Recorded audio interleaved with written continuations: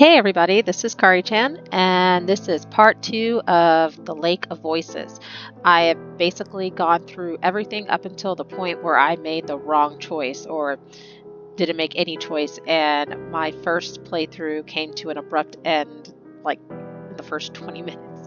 So now we're going to make a different choice, and I'm going to say whatever choice I have that wasn't the first choice I made the first time. Okay, so I think we're almost there, so alright. Time to read. Bemele pulls me to the side, jaw clenched tight. That woman isn't armed. His voice is low. He darts a glance at Margaret. We can easily get her to back off if we make this into an actual fight. After all, we have to go tonight, yes? If one of us really is to die, it'll be her. Would staying be a worse fate than her death? I stare at the dock, refusing to meet Bemele's eyes, and try to keep my voice as level as possible. We don't know her situation. This isn't a decision we can make for her. What?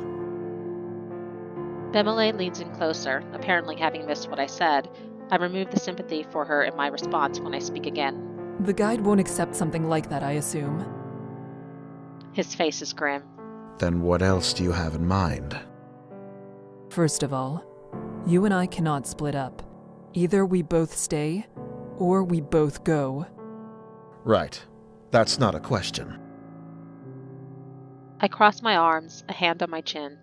I have full confidence in my abilities and in Bemele's, but there's no reason not to believe the guide knows exactly what he's talking about. If we go, he might not be able to give the group the attention we each deserve. That would mean we truly would be putting Margaret's life at risk on top of our own. Okay, I believe we should go. Go! And I believe you. I put a smile on his face. Bemele's reply is firm. My steadfastness seems almost weak in comparison to its certainty. He addresses the guide. We shouldn't waste more time. Let's shove off. The guide slowly turns around, without even a nod to show his agreement. Margaret stares at Bemele and me, something of a resolve in her gaze. Then she follows after the guide. At least she didn't insist we stay behind. We should do what we can to protect her. It's our fault she's being put in even further danger. Exactly my thoughts. We will take care of everything. Maybe I'm being naive, but I have no intentions of letting anyone fall victim to this lake tonight. Those monsters can starve. Yeah. He turns to follow the others across. I will protect everyone on this trip. I will. We will make it through this. Then I step onto the dock and join them. As soon as I step onto the wood, the temperature drops. The light of my lamp shines against the water's surface, as reflective as a mirror. Until we reach land again, death is only one small mistake away. We fall into line, with the guide leading the way. Margaret stays close to him, and I behind her, watching to make sure she doesn't slip on the slick, wet wood. Bemele brings up the rear. Each of us hold our lanterns in front of us, but it does little good. The fog is thick and nigh impenetrable, consuming the light as if hungry for it. Above the surface of the lake, it's deathly quiet. No longer is there the whispering wind, nor the sound of water lapping against the shore. It's just our own mismatched footsteps and the sound of my quickening breath. My eyes drift back to the lake against my better judgment. It's no wonder there's not even a sound of water, with how still the surface is. It seems almost sturdy, with a sheen of black marble floor. I've heard rumors the water of Sinlos is heavier, more difficult to disturb than natural water.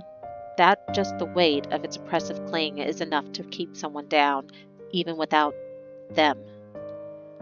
Something even darker than the abyss of the lake flickers just below the surface, or at least I think it does. I turn my gaze to Margaret's back. It's better to stay focused. Fall back a bit. You're following me too closely. The guide is looking over his shoulder, addressing Margaret. I'm sorry. If someone gets pulled into the lake, they'll instinctively reach for anything to hold on to. Do not let that be you. Margaret's shoulders rise, and she nods with great seriousness. I understand. Thank you for the advice. He ignores her gratitude.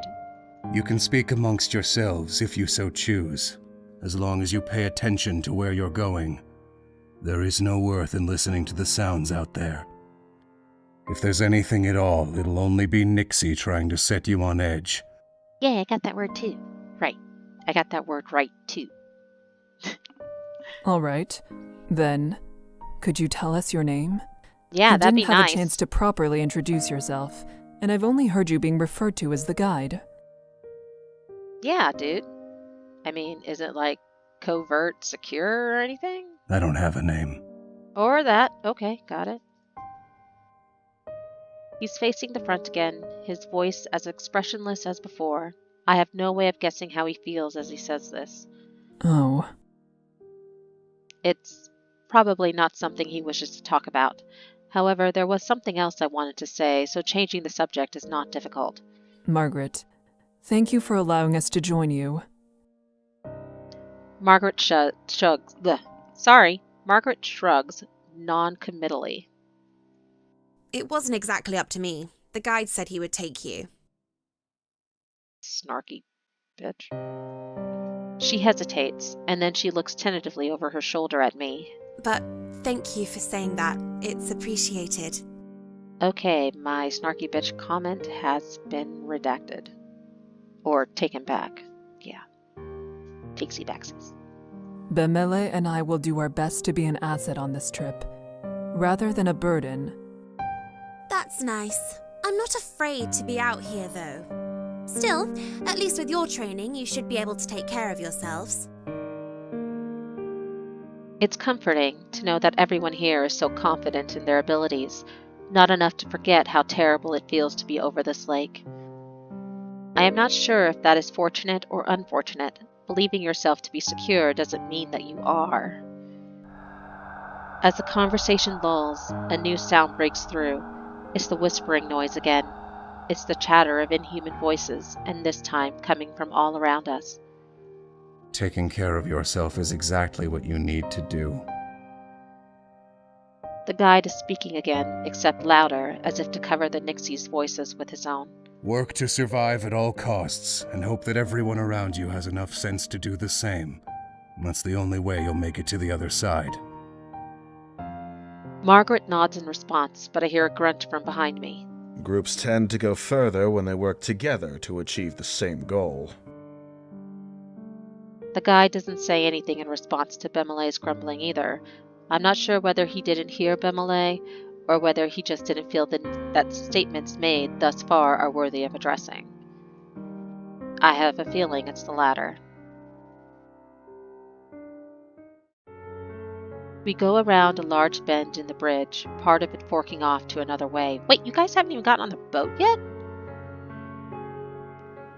Jesus. I should have known. I was wondering about that. I couldn't tell if they were on the boat or if they were just walking to the boat. How long is this bridge? I wonder how the guide knows which one of these essentially identical paths is correct when something in the corner of my eye catches my attention. I believe I saw something over there. Keep walking. No need to worry. The guide's voice is calm and level. I decide against pressing the issue, not wanting to set everyone even more on edge. What did he say? Don't worry about it.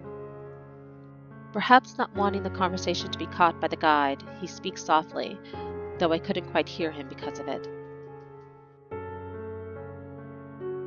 Ah! I take my eyes off Margaret ahead for a moment to explain it to Bemele, and stop dead in my tracks. Only one word is able to escape me in my stunned state. Ah! The hell? What the hell is that? Ah! Is half your body twisted? Ah! Oh God! Behind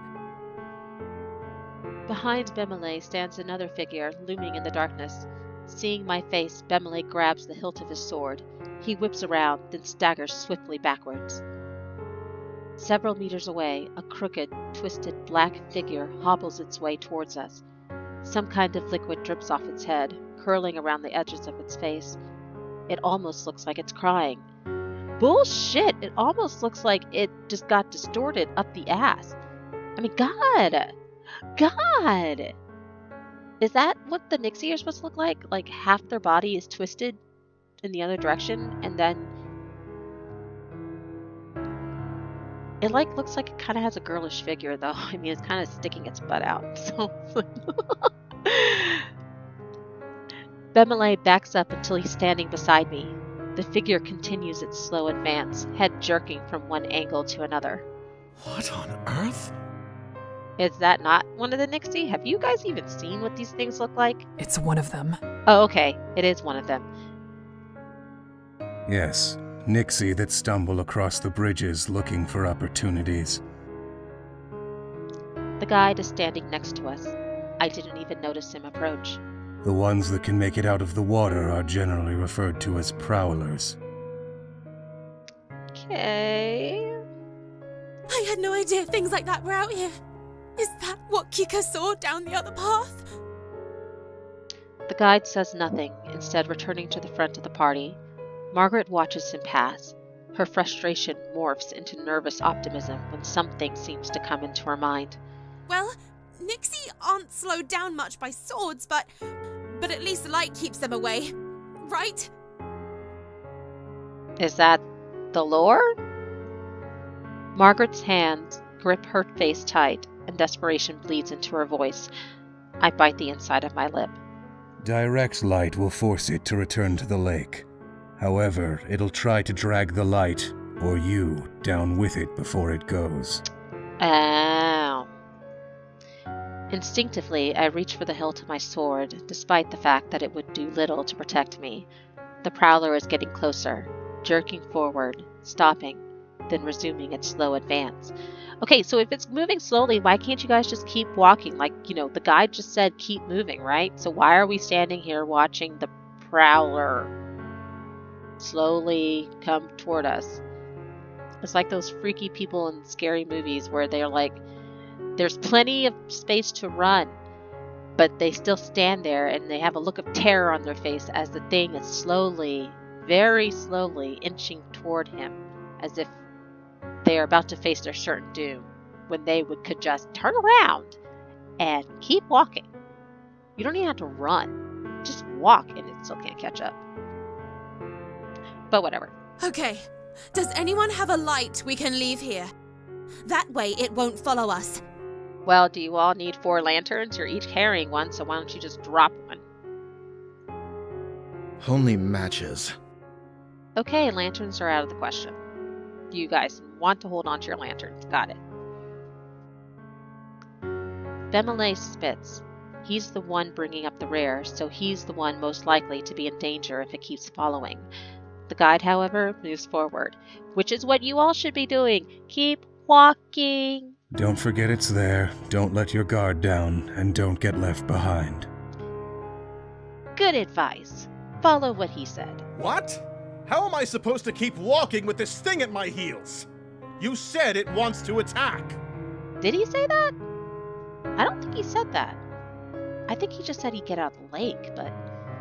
Dude... Please, just fall in line. Please? Don't give it the chance.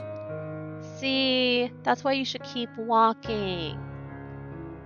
Bemele sputters in anger, and the guide summarily ignores him. I solidly grab hold of Bemele's upper arm. Sorry, I saw that word and I solidly, and I had a brain fart, had no idea what the heck that word was. Solidly. I solidly grab hold of Bemele's upper arm. Here, I'll lead you like this, and you can keep your focus solely on the prowler. Make sure it doesn't get too close. Bemele eyes the guide with unresolved hostility, but allows himself to softly sigh in relief. He gazes at me with fondness. At least there's someone I can count on. Aww. Despite the fact I'm going against his advice, the guide says nothing more. It's clear now that he doesn't give a damn what we end up doing. Some part of me is glad for that. I want to help everyone make it through, and it would be worse to have to persuade the guide every time help was necessary. Kika, thank you. Bemele places a gentle hand on my shoulder.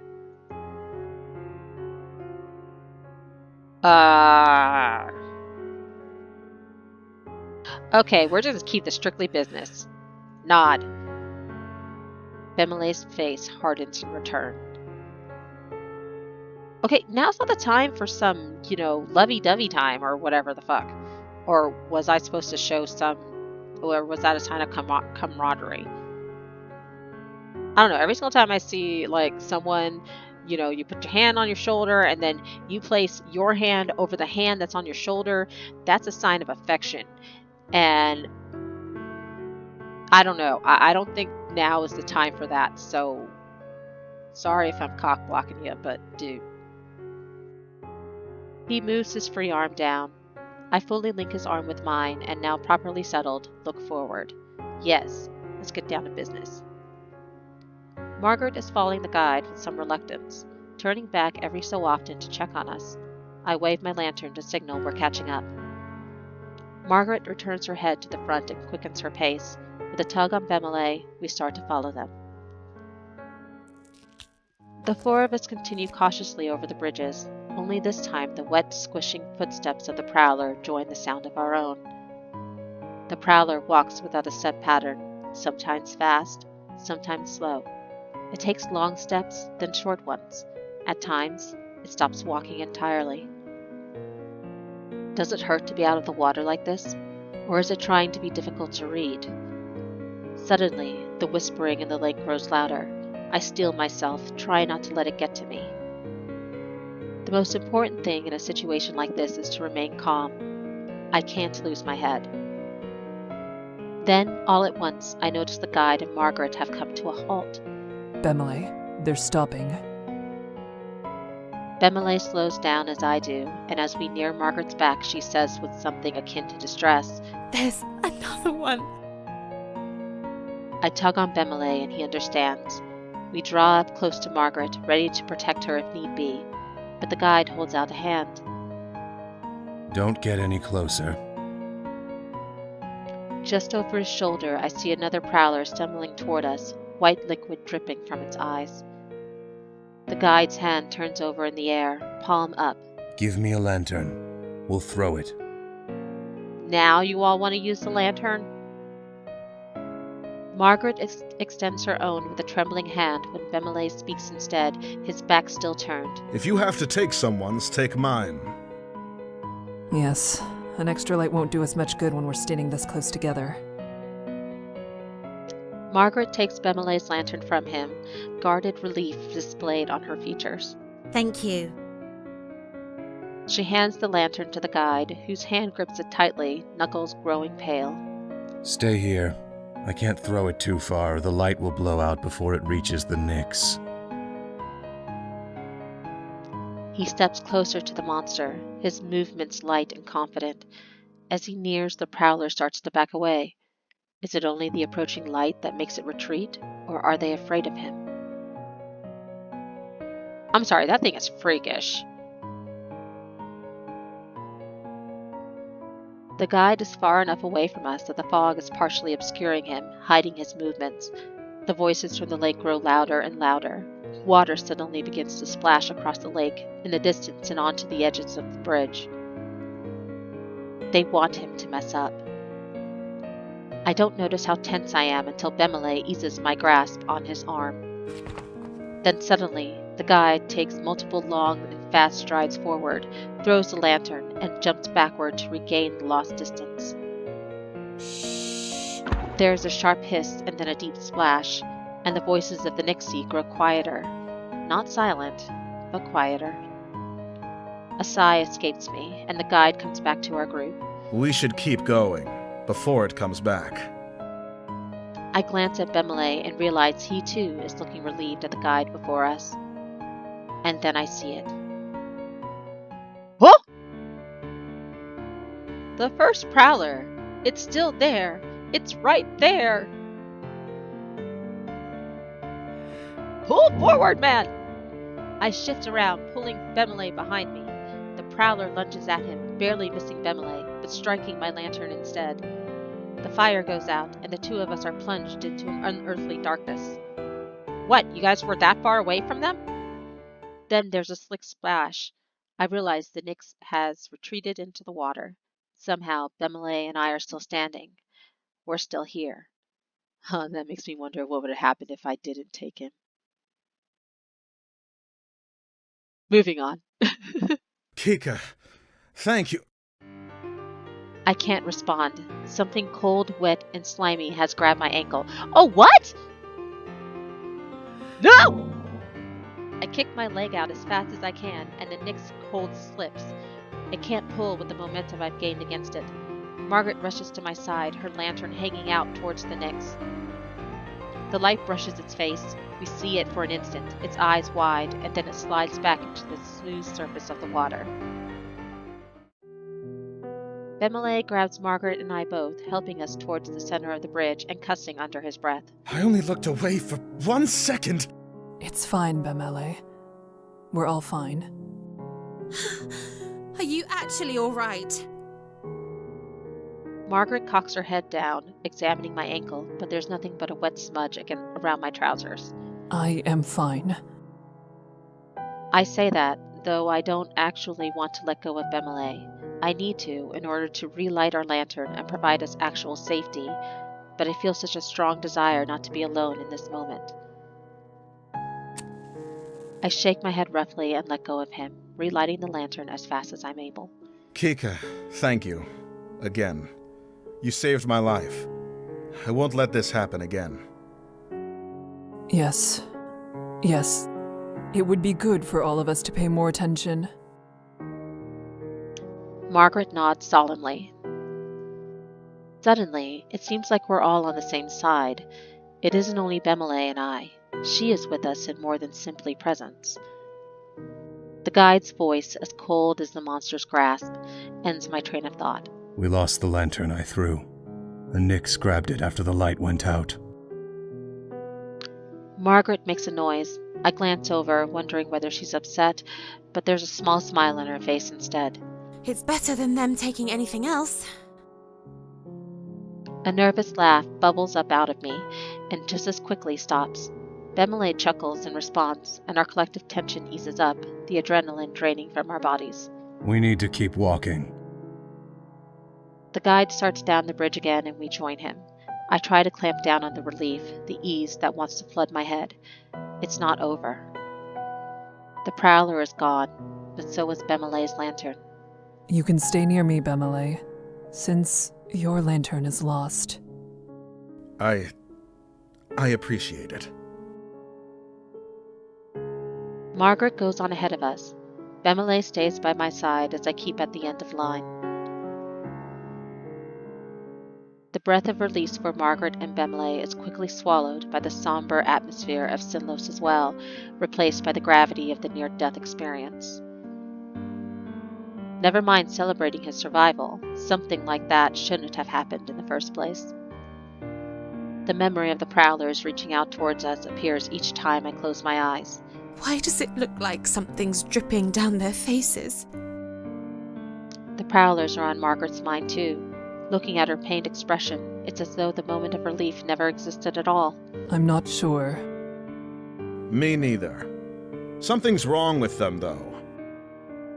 They live in water. Air shouldn't be good for the things, but they want to drown humans so much they're willing to drag themselves around on land? It's not right. You talk too much. And complain too much, I noticed. Of course it isn't. They are monsters. They likely do not understand even the concept of right and wrong. Well, I don't disagree that there's something very wrong about them. I truly, truly hope that's the last we'll see of the prowlers.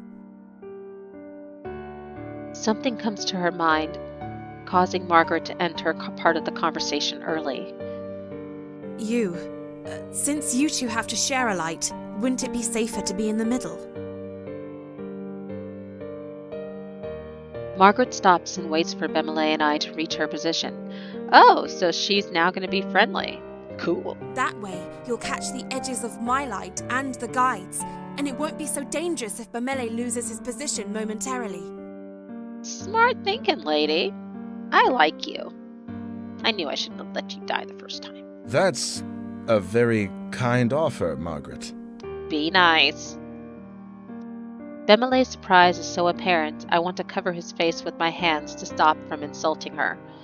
Stop him from insulting her. She merely smirks. I think Margaret may be surprised with herself, too. Bemele returns to his usual surety. Surety. As thoughtful as it is, I, at least, am fine with bringing up the rear. I'm used to keeping watch for monsters, and since there are two of us, I can pay attention to the back while Kika focuses ahead. Will you pay attention to the back? Because we all saw what happened last time. It's not my light, though, so I shouldn't be the one to decide what she should do with it. Margaret and Bemele turn to look at me in unison. Seems like it's my decision. Neither of them are wrong. As for me, my goal is to protect everyone. I can't very well do that with Margaret following behind us. But being stuck in the middle of the group could also be dangerous depending on what circumstances we come across. Getting pincered by the enemy would be an almost certain death, no matter how experienced Bemele and I are. I just don't know what to expect from this bridge, and that makes things so much more difficult. Okay, is it just between the four of you and the guide? Or wait, three of you, sorry. It's just between the three of you. You're not even thinking about the guide, are you? Because he doesn't give a shit. He's probably long gone by now. I mean, long gone at least to the boat. Current format has worked so far. I'd move up, thank you. I'd like to move up, thank you. But I don't know if that's right. Margaret stands slightly off the side to let us pass, careful not to get too close to the water's edge. Wait a minute. Why does she... I thought Bemele was just going to walk into the middle. Because I was just... Wait. Why? Shit, I read that wrong. See, I thought Bemele... I was just going to say, Bemele, move your monkey butt up into the middle. Because you don't have a lamp. So you would be between Margaret and me, or Kika. So Kika can stay and defend the rear. And no, the previous freaking formation wasn't working. Because you got attacked, lady, so it wasn't working. Because he obviously wasn't paying attention. Ah, damn it. So now Margaret isn't freaking back. Shit. I think I just killed the glasses lady. I was liking her too. Ah, freaking A. Okay. Whatever. Thank you kindly, Margaret. Oh, Jesus. I don't like you, dude. I nod at her. Bemele and I position ourselves a few feet away from the guide, and in no time we've fallen into step in our new positions. So, I don't want to sound like a child, but how much longer until we arrive at the halfway point? That is very childish, but I have to agree with you. I didn't realize this bridge was that long. Margaret chuckles, reflecting the amusement I don't want to vocalize. We still have some ways to go. Okay, so we're not getting on a boat? I thought he was on a boat. I guess not. So we have to walk this bridge? Oh. Well, I stand corrected. I thought he was coming on a boat, but yeah, bridge. Got it. Damn. Damn is right. Shit. I guess a boat would be a little too dangerous. They could just capsize the boat. I suppress my laughter yet again at his pouting response. The gloom we've been under dissipates slightly, like light flickering through the fog. The first trial tends to be the most difficult. I believe we will only react better from this point on. Yes, Margaret. I like the way you think. And I don't like you. But whatever. Then a gleam enters Bemele's eyes, and he grins. I think Kika deserves a round of applause. Her quick reflexes are owed the utmost appreciation. Dude, quit sucking up to her. Or me. Whatever. He leaned softly into my shoulder, trying to get me to... what? It was indeed a sight. You're quite capable. Bemele was also a sight, but for very different reasons. The way he froze with his mouth all agape was a laugh in itself. Man, lady, you and I are going to get along great. I love her. Oh, Lord, I need to keep her alive for a very, very, very long time. Please let me make the right choices so that she stays alive. Please. Bemele shakes a fist at Margaret in mock anger, then shoots me an affectionate look. Oh, damn. You should know, she and I are usually on equal footing. Really? The only reason you had footing at all is because she pulled you back. Bemele laughs self-consciously, scratching his head. That's very true. You can always count on Kika. I keep my eyes steadily ahead, unsure how I should respond. I'm pleased, almost grateful to hear what they think of me, but I don't know what I could say that wouldn't seem pathetic. Instead, I contribute the best way I can. I keep my focus on the path ahead of us. At least one of you is. I mean, shouldn't you all just be walking, steadily, stop making so many dang delays? Without a response from me, the conversation quickly dies out. Still, it eases my heart to be on such friendly terms with my companions. It's strange in the middle, watching over the guide. Until now, I didn't notice how smooth his movements are. There's a sense of grace in his actions, even in the basic task of walking down a bridge. I have to actively stop myself from being distracted by it. Suddenly, I notice the guide seems to be getting further away from us. He's speeding up. I do the same to match his pace and end up moving at a light jog. Guide, why are we going faster? He doesn't reply, doesn't even look back at me. Instead, his speed almost doubles. Dude, seriously, why are you running? I glance back worried, but Margaret is keeping up with us. The guide keeps moving faster and faster until finally we're at an all-out sprint. Figures in the dark fog fly past us at a blur, and it occurs to me the branching paths and the bridge appear to be sinking? Sinking? Oh shit, you all have like a horde after you or something? I swallow my rising panic. The guide shouts something, but it's drowned out by the frantic pounding of our footsteps.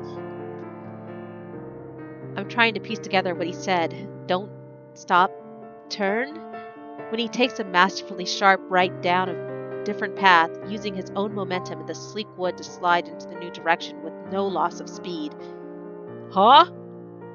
Despite the sudden turn, my reflexes enabled me to keep close behind him. We're making a right! Okay? Bemele is on my heels, following me to the turn. I glance back once more. Margaret, although further behind than before, also makes the turn. We're all still together. As the night wears on, our strength rapidly fades. Even my stamina is being challenged. I can't imagine what this must be like for Margaret. Hey, don't judge so quickly. She could be, an avid runner. She doesn't look it, but, you can't judge a book by its cover. She's holding her side as she runs, clearly cramping from the exercise. Okay, well, even an avid runner would be winded if you had to run this long, this fast. How much longer will this last? People have to rest sometime. Almost as if in response to my thought, the guide abruptly halts. I skid to a stop as well, sliding on the surface of the wood. Why did we stop? Bemele's voice is tired, but his guard is up. The guide doesn't answer, just stares at something slightly out of view. I step up to join him, following his gaze further down the path. Hello! There, curled in a little ball, illuminated by the lantern's light, cowers a person. His hands grip his head. and he rocks from side to side, mumbling incoherently. It's a man. Yes, I can see that. Right. Sorry. I'm sorry. I'm sorry. I'm sorry. I couldn't. I just couldn't. Please. I'm sorry. I'm struck with an array of questions. What is going on? Why would he wander out onto the bridges on his own? Did he make it this far by himself? Were there others with him? If that's somehow the case, I can't blame him for the state of shock he's in. The man stops mumbling. He glances above him, seemingly only just now having the strength to lift his head. His expression, the deepest sadness, along with the clear markings of terror, are scrawled across his face. I stare at him in shock, not sure what to do. Leave him. Huh? I snap my eyes away from the man and instead to the guide's cold, implacable face. No! We can't just leave him here! We've managed fine enough already, and these creatures will probably pluck him away as soon as we've gone. Without light, it's certain he'll die. Yeah. I mean, come on, dude. What's your deal? He won't make it regardless. Shit! Okay, this guy's a real prick. But, I mean, I guess understandably, he's probably seen this a million times. So he's used to it. The guide turns to look at us, his eyes seeming to glow from the closeness of his lantern. For the first time, I feel uncomfortable in his presence. Whoever shelters him will only risk dragging themselves down with him. Leave him. Dude! I glance at the others. Bemele is outraged, but Margaret is staring at the man with something like fear. She's uneasy, but she doesn't voice her concerns. I'm trying to think of some kind of compromise when the guide speaks again, his voice cutting. If the man comes, then whoever is shielding him will have to remain at a distance from the rest of the group. Far enough that you can't see me, just my light. That is how you will travel across the bridges.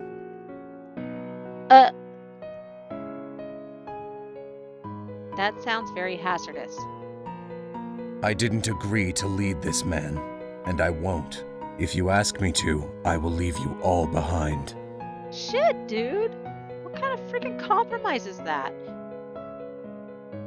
I mean, are you getting paid to do this? Because it didn't seem like you were getting paid. I can understand if you were getting paid, but... God. Damn. Adrenaline surges through my veins and I tense up. It's a painful reminder that the guide isn't here to save our lives, but merely to show us the way. We're on our own. Margaret, Bemele, and I frantically share more looks between each other, trying to communicate without words. None of us have a desire to speak and be the first to make a choice. The man is standing now, though still hunched with his arms wrapped around himself as if expecting a blow. He stares at the ground rather than at us. Because of this, I'm having trouble reading his face. What exactly happened to him? Are you well, stranger? Do you know where you are and why you're here? He glances up, not at me, but towards me, his eyes resting somewhere near my collarbone.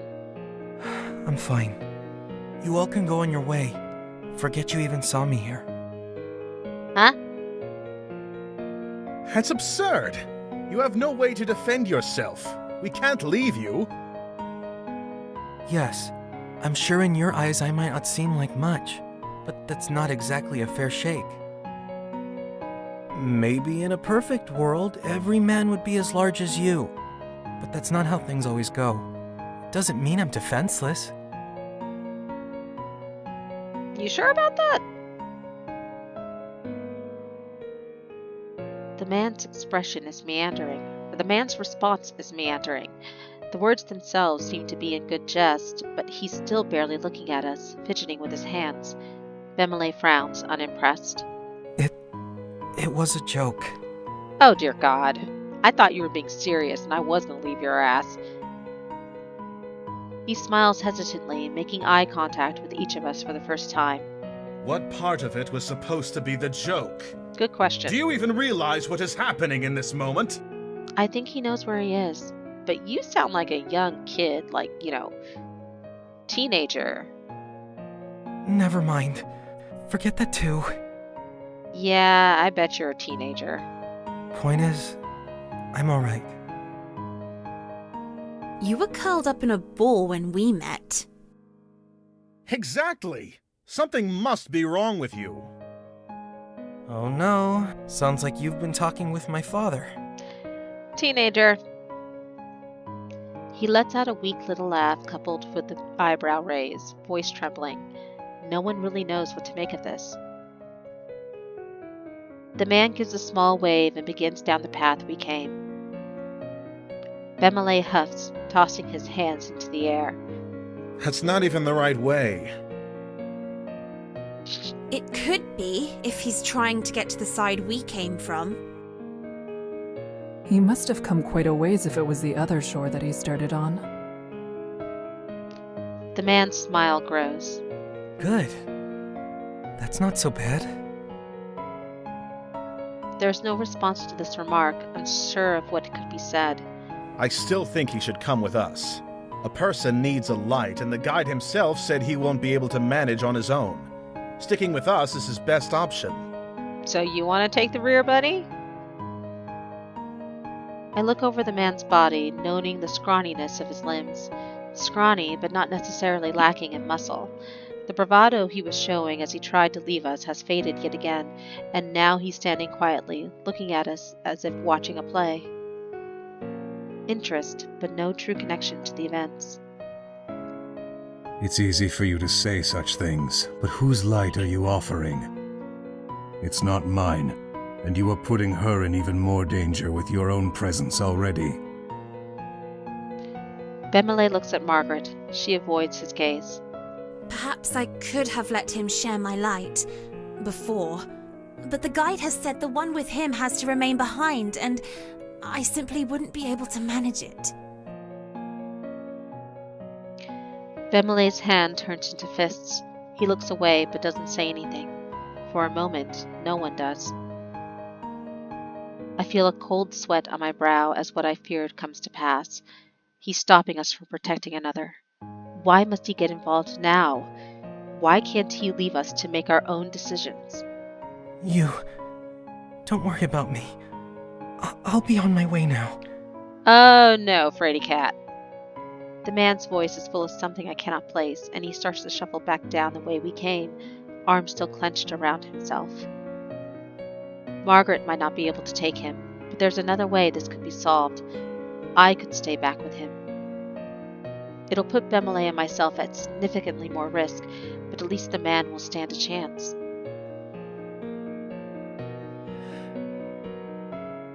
Oh hell yeah, I'm not going to let him die. I straighten my arm out like a rod, blocking his progress past me. He stops, perplexed. I am not afraid to stay behind, as long as Bemele can remain up front with you in your light. The guy doesn't say anything, doesn't even blink. Margaret covers her mouth with her hand, muffling some sort of gasp. Bemele smiles sadly at me. One can always count on you, Kika. The man, meanwhile, stands with his mouth agape, truly and genuinely shocked. Well, what will it be? Margaret sputters for a second, searching for words, but clearly unaware of what to say. Bemele chimes in before she can get anything audible out. I can stay in between you and the guide. I don't need to be right next to either of you. That way you won't have to worry about a repeat of what happened earlier. I wouldn't refuse you being here. The guide doesn't acknowledge them. He stares at the stranger. The man shakes under the attention. No, really. I could just go on my own. It's fine. No, you're not, and who's going to believe that? I mean, you could have said it with more, bravado. More, conviction. You sound like you're freaking out and you're about to piss yourself. I step closer to him, lending the support he seems to desperately need. You do not need to go this alone. I will protect you. The man stares at me. I return his gaze, willing him to see my certainty. There need be no blood spilled tonight. Slowly, the fear melts off his face, replaced with something like resignation. Then he drops his gaze to the floor. Okay. All right. I grasp his shoulder and turn to the rest of the group. You should get a head start, correct? You'll have to put some distance between us. No! No, we don't have to do that! Yes, we do. 'Cause he said so. You are a real prick, dude. Unnervingly, there's a hint of an emotion in the guide's usually empty voice. Anger. He starts to walk, not waiting for a reply. Margaret grits her teeth, eyes filled with tears, face flush. She mumbles something in a small voice, something I'm just near enough to hear. Why am I always so powerless? The statement catches me somewhat off guard. Margaret, powerless? She's not a mercenary, to be sure, but she seems so certain of herself. Then again, I don't know the reason she needs to cross this lake. Before I can decide whether I should respond, the tears fade from her eyes. Margaret takes a deep breath. Please be careful. She takes a few steps back, lingering near enough for Bemele. Bemele smiles, first at the stranger, and then at me. Take care back here, all right? We'll all be together again when we reach the halfway island. It won't be too much longer now. We'll have a nice little camp out, and you can properly introduce yourself to us. Maybe even tell a real joke or two. The man emits a nervous little laugh and ducks his head. The prospect must not be enticing to him. With the stranger having pulled himself out of the conversation, Bemele looks seriously at me. I'm sorry to put you in even more. Stop. Bemele shakes his head, still smiling. I don't begrudge you at all. In fact, I'm glad you did. All I want is for you to remember that goal. Each of us, together, on the island, and then on the other shore, safe. This isn't about what our job is, or where other people need us to be. I nod in response. Bemele opens his mouth, then closes it. He swallows hard. It's not like you're saying goodbye forever. I mean, Jesus. You too. I'm surprised to hear his voice wavering slightly. He swallows again, then continues. You two should look out for each other. He takes a few steps back as if to go, but his eyes don't leave mine. Watch out for yourself, too, not just for everyone else. I will. The guide's figure disappears, with only his lantern to lead the way. Bemele and Margaret are finally forced to leave us behind and catch up with him. I watch them disappear into the fog, an odd feeling in the pit of my stomach. I cannot recall the last time I had difficulty seeing someone leave. You should go after them. I start. I almost forgot the man was there, standing right next to me. He now looks at me with desperate eyes. You don't need to do this. What? I'd rather know you returned to them safe, and that you all had a chance to make it back together. The way they acted, having to go on without you, no one would feel that way for me. I'm not worth it. Oh dear God, how emo can you be? That's not... I stop, unable to say the last word. Can I claim that he's wrong? This is the one thing he has seemed sure of, and I do not know him. Empty platitudes may be worse than nothing at all. He smirks at my mumbling reply. I'm caught off guard by the change. With only that, it seems he's in his element. It's true. Huh? He continues to grin, more so to himself than me. You lot certainly made a scene, huh? That's nice. Being loved and all. He clarifies after I must have given an undesired reaction to the statement. I am so disconnected with myself I am unsure if surprise appeared on my face, or if it was a lack of emotion that put him off. I don't know exactly what kind of love it is you share, but there has to be a bond in that group of yours. Yes, the group that was just haphazardly formed all because we needed to cross the bridge.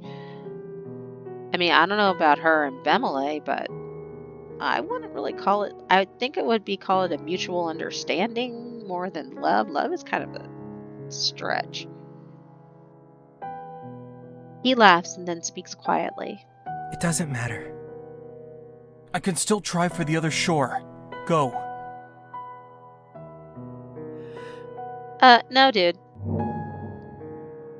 My certainty shocks him. I can tell immediately he has returned to his meeker self.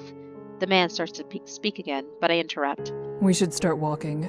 That should be enough of a head start for them.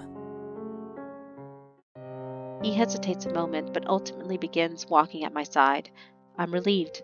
I can never be quite sure what will come from this one. We move in silence. The man doesn't want to speak anymore, but he keeps glancing at me as if expecting something. Somehow, his odd behavior is comforting rather than disconcerting. Perhaps it's because he's more nervous about all of this than I am.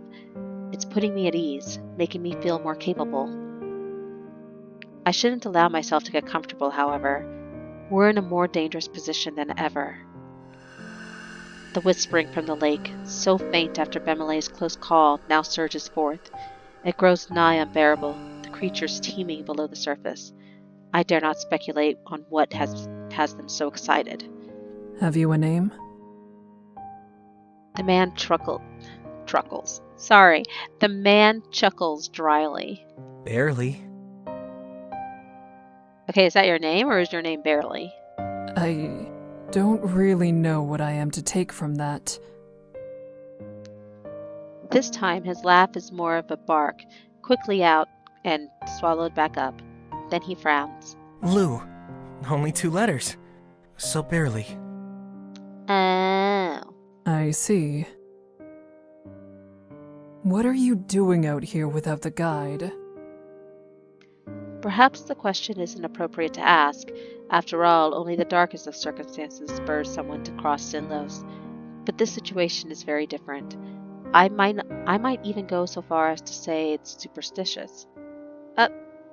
Where in the world? Suspicious. I don't know why I thought that said superstitious. I'm so sorry.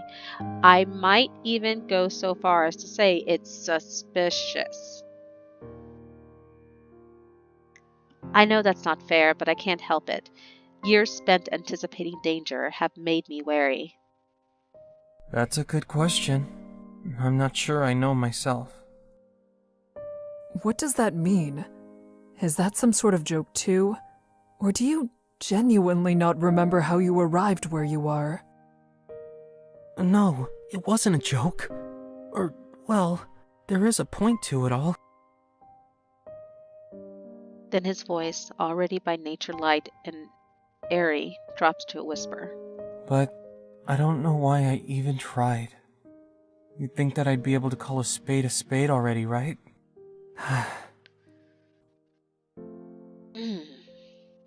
He looks up, noticing my gaze still leveled at him.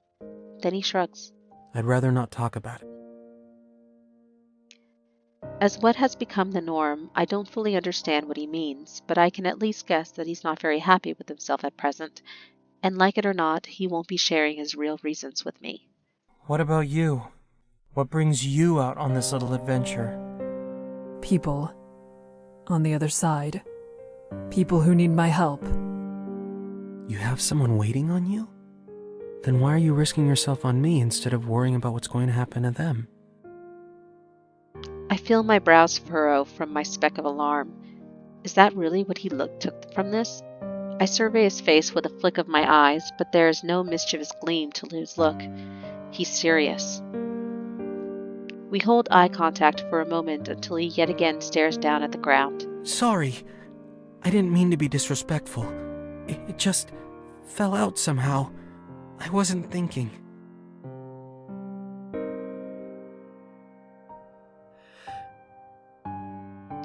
Okay. I don't know. I don't know about you all, but I feel this kid is a little... Oh, Lord. I think he's a teenager, and he just feels a little like, oh, woe is me. You know, all doom and gloom all the time. Emo. Yeah, emo. I don't know.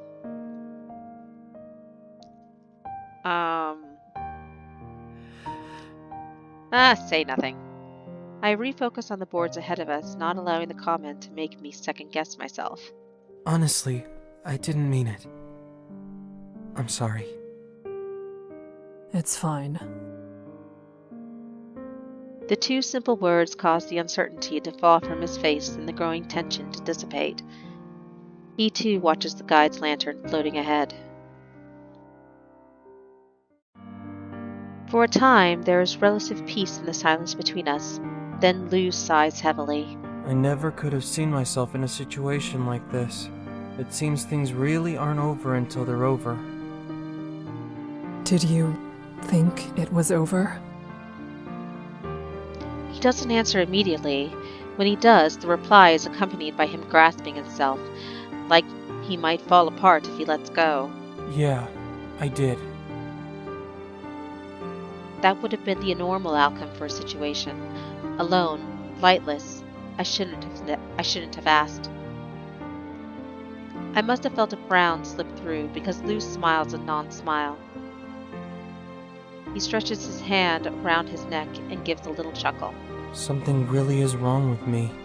Somehow, I feel lighter. I wonder who'll still be left standing when this is truly all over.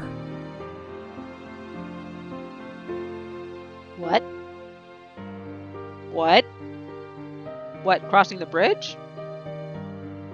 Or is there some other bigger scheme going on that I have yet to figure out? Everyone will be. I say it firmly to end the discussion, but Lou's expression grows grave and unusually sympathetic. You know that's not possible, don't you? Someone will go. You should focus on making sure it's someone else. You don't seem to be concerned with self-preservation. That came out more hostile than I had expected. He doesn't mind it. True, but it's not the same for me. I still don't know how I'm supposed to interact with a person like him. Making conversation is already not a strength I possess. Sorry. Regardless, Lou echoing that sentiment was not something I had expected. The whispers from the lake, which had already grown, now speak faster and clearer. The individual words are almost inaudible. I'd likely be able to make them out if I knew the Nyx language. For a split second, I wish I did. The light in the distance still drifts along in the same manner as it did when we first started walking, which I take to mean the path hasn't turned so far. Hopefully that means we're still on the right path. But the light has got brighter. It's strong enough that I have to glance away for a second, and the next time I look, the light has grown. The bridge is on fire!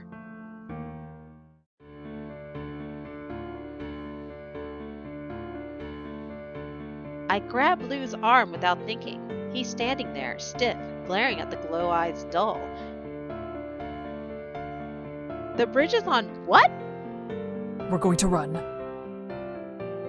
To hell with the guide's order. If we don't go now, we will never go anywhere again. Lou doesn't respond.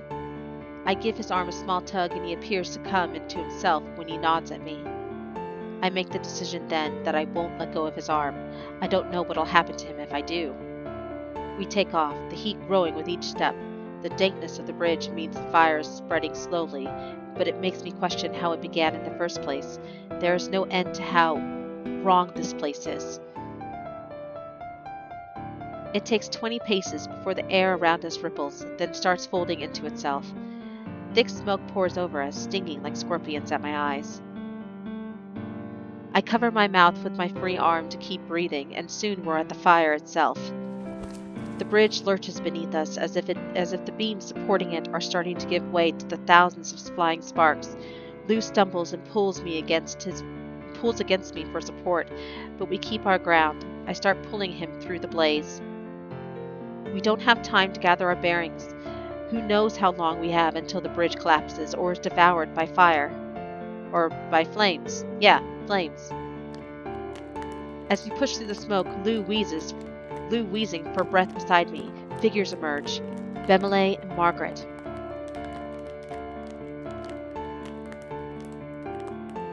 I look at the two, the situation around them, baffled.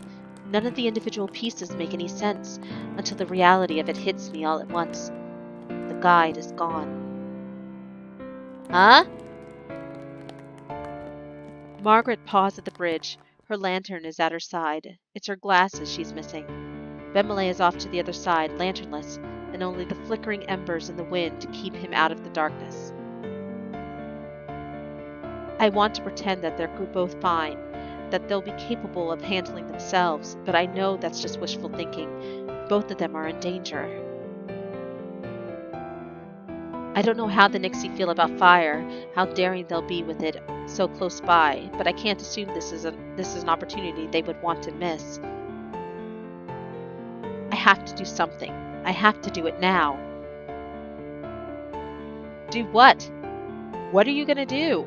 I mean, you're trying to get past a fire, and then ahead of you is two people that one chick lost her glasses, and the other guy, I don't know, he's just standing there. There's no guide. I mean, what? Did he get thrown into the river? Did he just poof, disappear? Did he say, fuck this, I'm out of here? I don't know. Shit! Go to Bemele's side, go to Margaret's side. Shit, shit, shit, shit, shit, shit. Margaret! Without wasting another second, I run to Margaret's side, Lou in tow. I'm the one who put her in danger, and she needs me. I have to be there for her. Besides, Bemele is a big boy. He can handle himself, as long as he doesn't go past the light flames that. Margaret's a blind woman. Margaret! Margaret's head shoots up, eyes squinting through the smoke. Tears like ribbons gleam down her face. Whether they're because of the smoke or panic, I don't know. I'm nearly at her side when a shout goes up from another end of the bridge. Huh? A chunk of bridge near Bemele has vanished, collapsed into the water, and in its place are Nixie, trying to crawl their way up. Bemele is backing away from them, but they're only pushing him closer to the other edge. Oh shit! I check on Margaret again. She's on her feet and heading over to me, but she's standing now, and she has her lantern to keep those monsters at bay. I leave her, running to get my light to Bemele. Bemele stopped in the perfect center of the bridge, unable now to move forward or back. Instead he turns to me, face pained in a way I've never seen from him. All he can do is wait for me to come and hope it's soon enough. Wait, so the light from the fire didn't do shit? Why do I feel like I just made the wrong choice? But as I approach, so does a Nyx. A Nyx larger than I knew they could be. It pulls itself halfway out of the water, reaching for Bemele, and it grabs him. It latches its arms around his torso. Bemele lets out an agonized scream, the Nyx's claws anchoring into its flesh. The creature lets itself fall into the lake, using its body weight to take Bemele with it. No shit!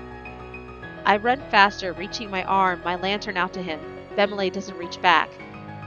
He just looks at me. Don't! He falls backward into the lake. The Nyx's weight too much for him to resist. After a moment, the water stills. There's no sign of him. Fuck! Shit!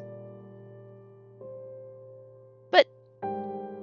so the light of the fire didn't do shit? It's the same light that's in the lantern. What difference does it make? Seriously, was that moron? Oh my god. Oh my god. Really?